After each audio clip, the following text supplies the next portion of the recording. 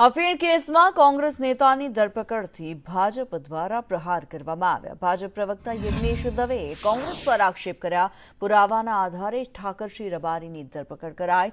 કોંગ્રેસ નેતાઓ નશાના સામાનની તપાસ કરાવે, કાળો કારોબાર ચલાવતા કોંગ્રેસ નેતાની ધરપકડ થઈ છે। ત્યારે ઠાકરસિંહ સામે ભૂતકાળમાં દારૂના કેસ નોંધાયા હતા।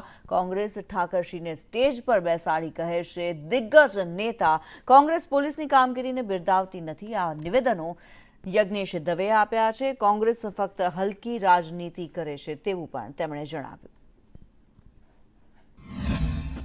ઠાકરસિંહભાઈ જોડે વાત કરતો હોય છે। 1500 ઉપરાંત કોલ એમના ઠાકરસિંહભાઈને કરેલા પોલીસને ઝડપાય છે। પોલીસ ઠાકરસિંહભાઈની ધરપકડ કરે છે અને પુરાવાના આધારે એમને જેલમાં પણ મોકલી આપવામાં આવે છે। ગુજરાત કોંગ્રેસના પ્રમુખ શક્તિસિંહજી ગોહિલ જ્યારે એક નિવેદન એવું આપતા હોય સોશિયલ મીડિયા મારફતે કે ગુજરાતની અંદર નશાનો કારોબાર કોણ કરે છે, ગુજરાતની અંદર નશાના કારોબારમાં કોણ સંડોવાયેલું છે એની તપાસ કરવી જોઈએ, તો મારે આદરણીય શક્તિસિંહજી ગોહિલને કહેવું છે કે તમારા જ નેતા સંડોવાયેલા છે। તમારા જ નેતાની ધરપકડ થઈ રાજસ્થાનમાં। તમારા જ નેતા અફીણનો કાળો કારોબાર કરતા હતા। તમારા જ નેતા ગુજરાતના અને ભારતના યુવાધનને આ નશાના ખપ્પરમાં હોમવાનું કામ કરતા હતા।